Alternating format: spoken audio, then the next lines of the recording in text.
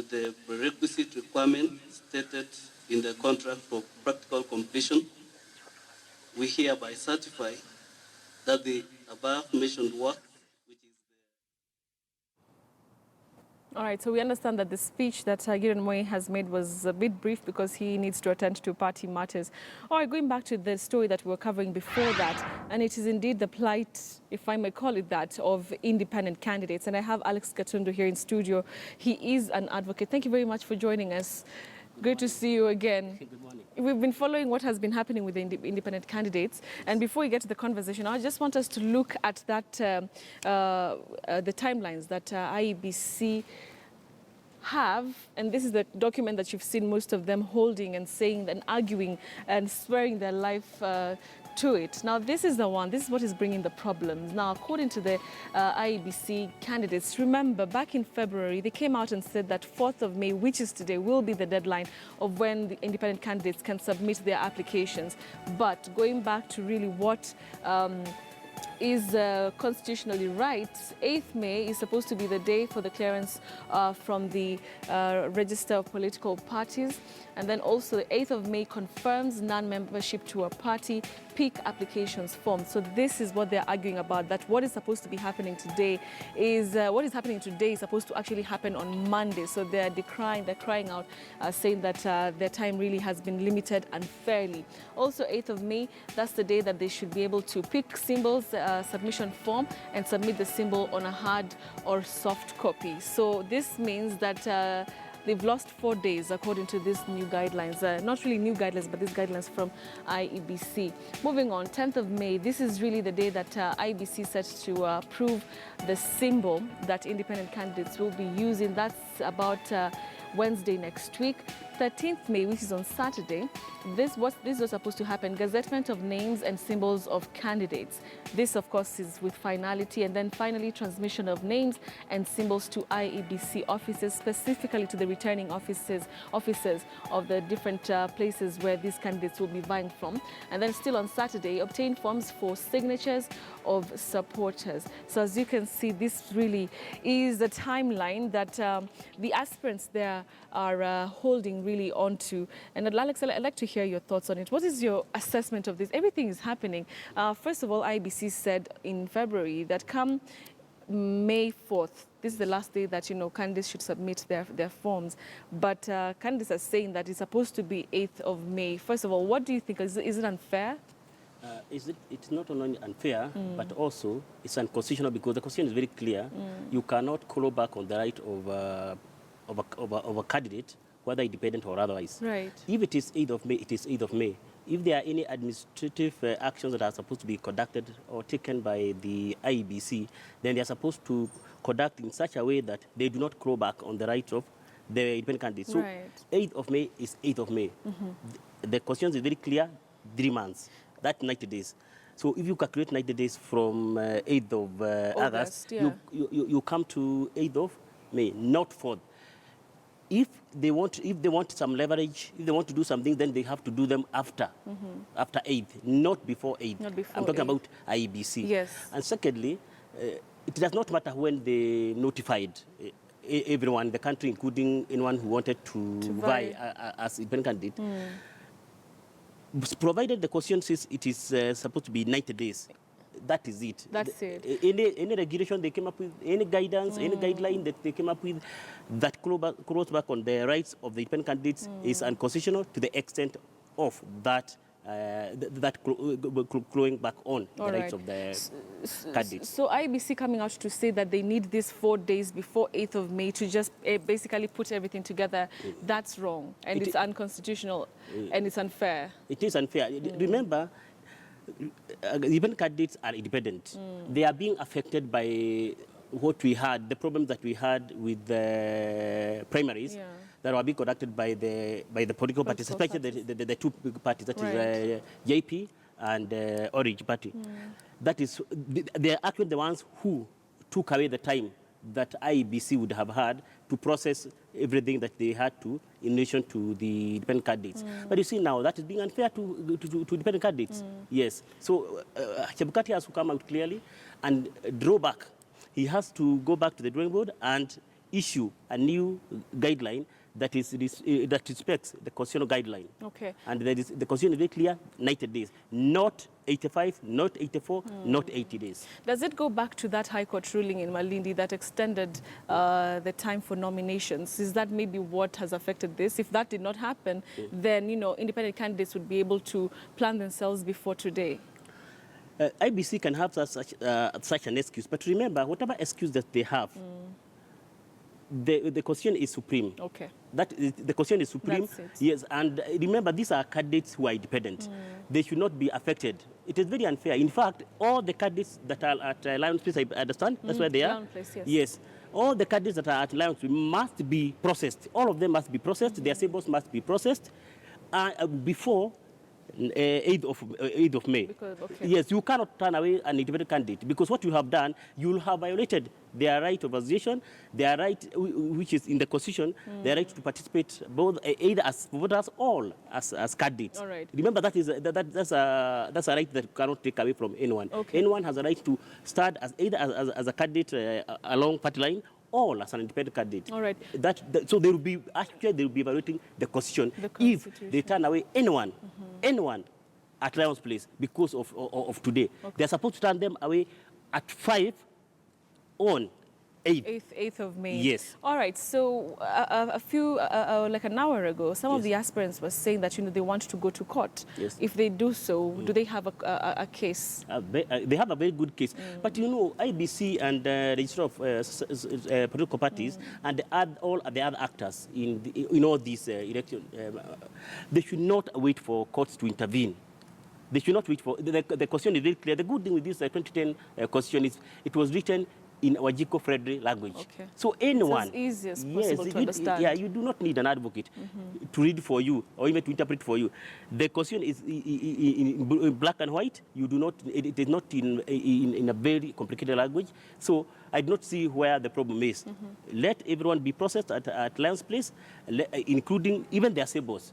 If the problem is symbols, that one you can understand. They should be given more time to process. So long as everything is done by 5 p.m. on 8th of May. All right. Yes. Let's talk about the appeals that are coming through with the nominations, and just going back to the arguments that some of the aspirants had, that some of them will take long before they go and the parties listen to these petitions, and then maybe from there it goes to the political parties dispute tribunal, then maybe it proceeds even to the court. Then they would be unfairly locked out if in case at the end of the day they turn out that some things they should have gone the way of the candidate.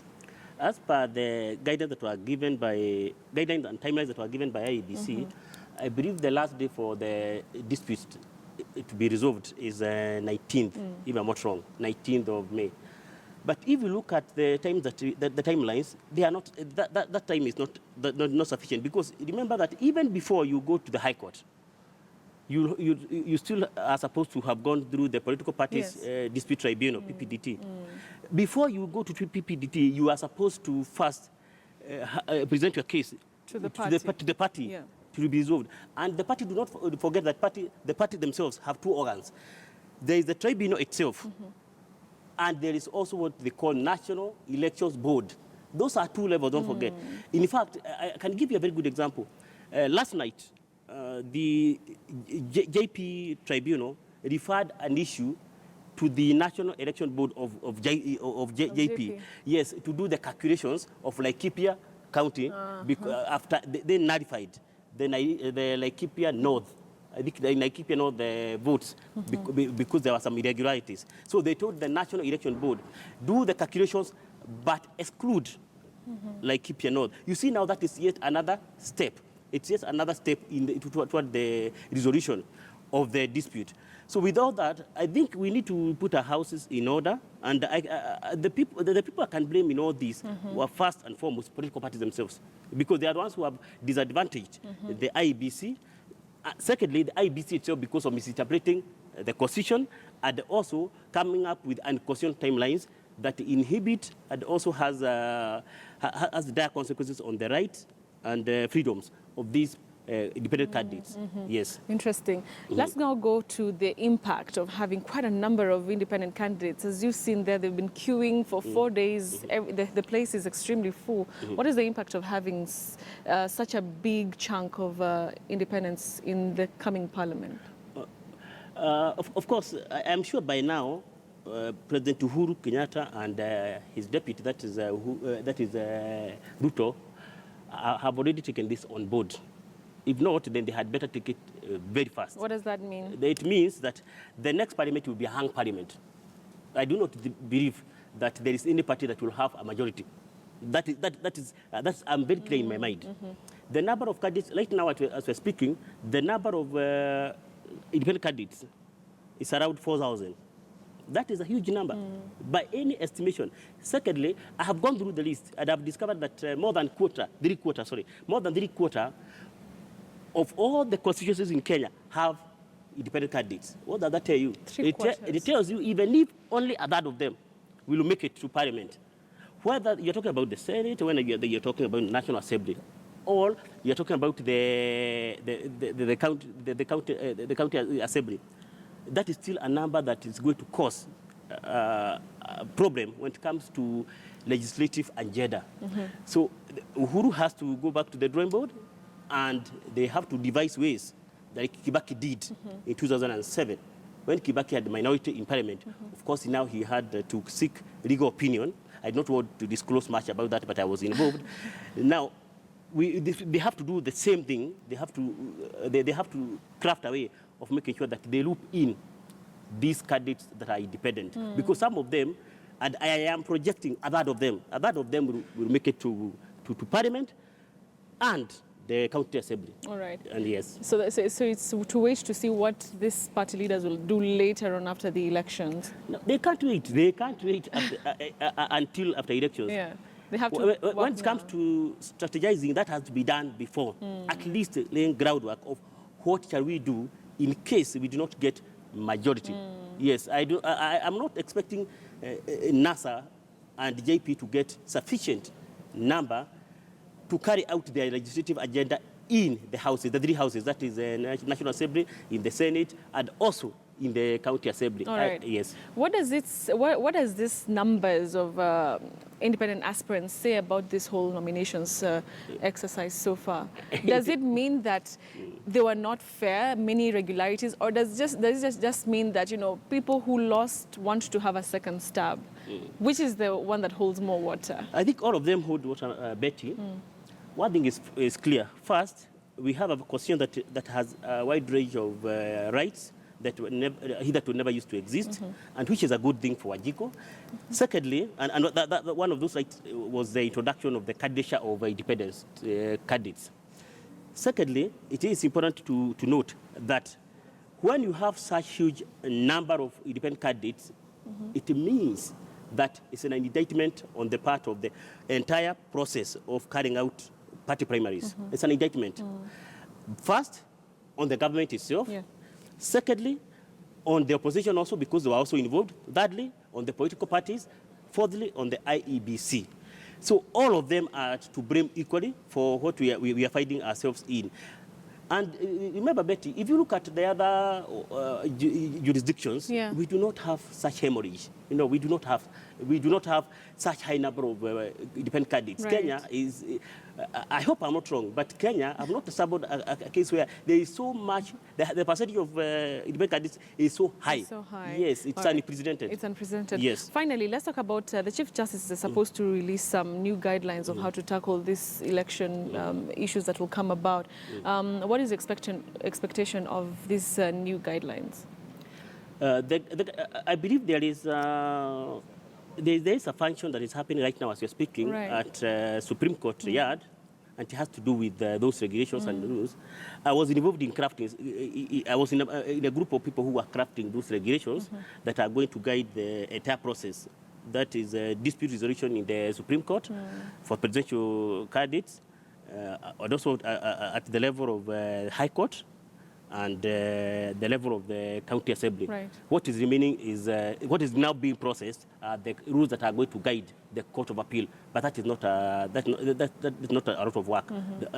Much of the work was in coming up with the guidelines that are going to guide the Supreme Court, the High Court, and also for the other petitions, election petitions. Yes. All right. So yes. are you in a position to tell us what this new rules and regulations we're expecting, especially at the Supreme Court level?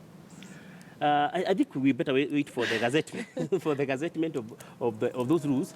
But the good thing with those regulations is that they are going to tidy up the entire process of adjudicating all the disputes arising from presidential, gubernatorial, senatorial, and also other tiers of of elections.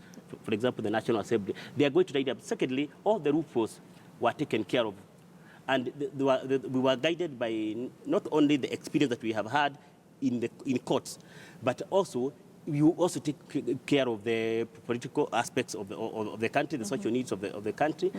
And remember, in the past, these regulations used to come the last 7 days to elections. Right. Therefore, even advocates themselves did not used to have time to go through them and acclimatize themselves, and possibly even challenge them. What the actors decided this time around to do is to come up with the regulations far much earlier. Because when you're talking about May or even early June, you have more than 2 months. The Republic has more than 2 months to go through the regulations, right. And all the stakeholders that may be affected, they will also have an impact on them. Okay. Yes, they'll be able to challenge them if need be. Yes, all top up on them to enrich them. To enrich them. Yes. You're talking about public participation. Although, remember, the level at which we were involved, or I was involved, was at stakeholders and also public participation. Okay. But you know, public participation takes different forms. Yes, you can have a stakeholders forum. You can also have a survey. You can have the entire public, or a section of public. So what we had was stakeholders forum. As far as public participation was concerned, in coming up with those regulations. All right.